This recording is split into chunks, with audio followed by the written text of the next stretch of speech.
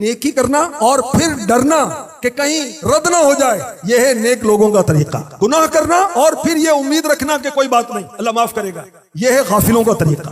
شیطان ہمیں کان پکڑ کر رب کی نافرمانیوں میں لگا دے۔ اللہ کی رحمت بہت بڑی ہے، نمازیں پڑھنے کی کیا ضرورت ہے؟ اللہ کی رحمت تو بہت بڑی ہے، زکات دینے کی کیا ضرورت ہے؟ خون پسینے کی کمائی میں کیوں کسی کو دے دوں؟ اللہ کی رحمت بہت بڑی ہے، وہ معاف کر دے گا۔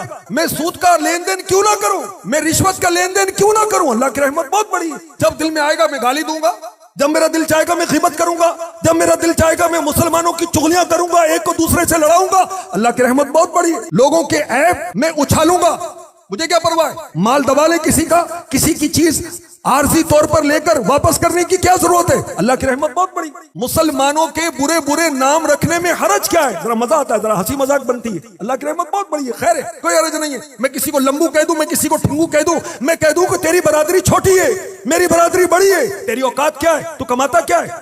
تو سمجھتا کیا اپنے آپ کو؟ کیا حرج ہے کہنے میں؟ اللہ کی رحمت بہت بڑی ہے۔ مرد عورتوں کے ساتھ دوستی کریں، چیٹ کریں، وائس میسج کریں، ملاقات کریں، آپس میں رابطہ رکھیں، کیا حرج ہے؟ اللہ کی رحمت بہت بڑی ہے۔ 4 دن کی زندگی ہے، کچھ کمائیں کھائیں، موج کریں، کچھ انجوائے کریں۔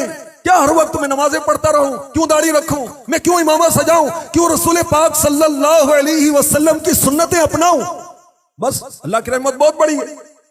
مسلمانوں کے لیے میرے دل میں تکبر ہو، غرور ہو، حسد ہو، ریا ہو، بغض ہو، کینہ ہو، مجھے غصہ آئے تو میں کسی پر ہاتھ رکھ دوں، کنجوسی کروں، خود پسندی کروں، میں جو سمجھ میں آتا کروں، مجھے کیا ضرورت ہے کہ میں پریشان رہوں؟ اللہ کی رحمت بہت بڑی ہے۔ اللہ کی رحمت بہت بڑی ہے تو اس کا مطلب یہ نہیں کہ استغفر اللہ ہم گناہ کرنے لگ جائیں، اللہ کی نافرمانیاں کرنے لگ جائیں۔ اللہ تبارک و تعالیٰ کی رحمت کتنی بڑی ہے، اس کا ادراک رکھنے والے ہم سے زیادہ اولیاء کرام ہیں، ہم سے زیادہ صحابہ کرام سمجھتے تھے۔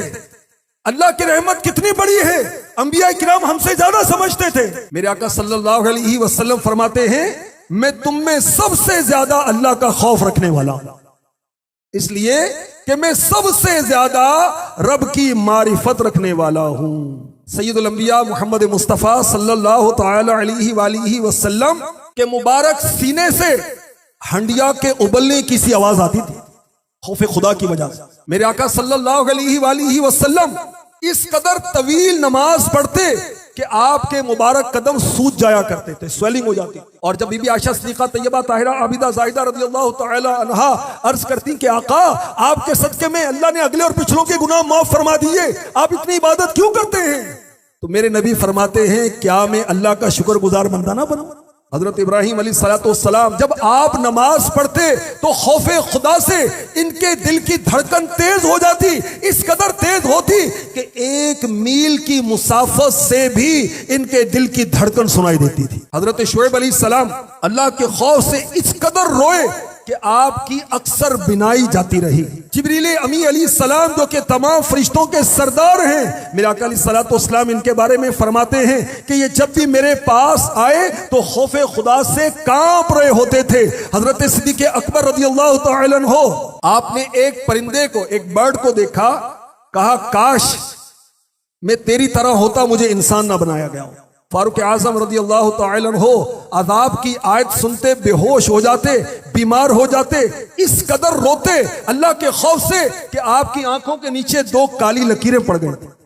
فرمایا کرتے کاش میری ماں مجھے نہ جن جاتی۔ اللہ کی رحمت بہت بڑی ہے، یہ لوگ ہم سے زیادہ اللہ کی رحمت کو سمجھتے تھے مگر اللہ کے خوف سے روتے تھے، کثرت کے ساتھ نمازیں پڑھتے تھے، کثرت کے ساتھ روزے رکھتے تھے، ان کی زندگیاں روزوں میں گزرتی تھیں، ان کے دن روزہ رکھنے میں اور رات عبادت میں گزرتے، اور پھر یہ رب کی بارگاہ میں روتے تھے یا اللہ ہمارے گناہ معاف کر۔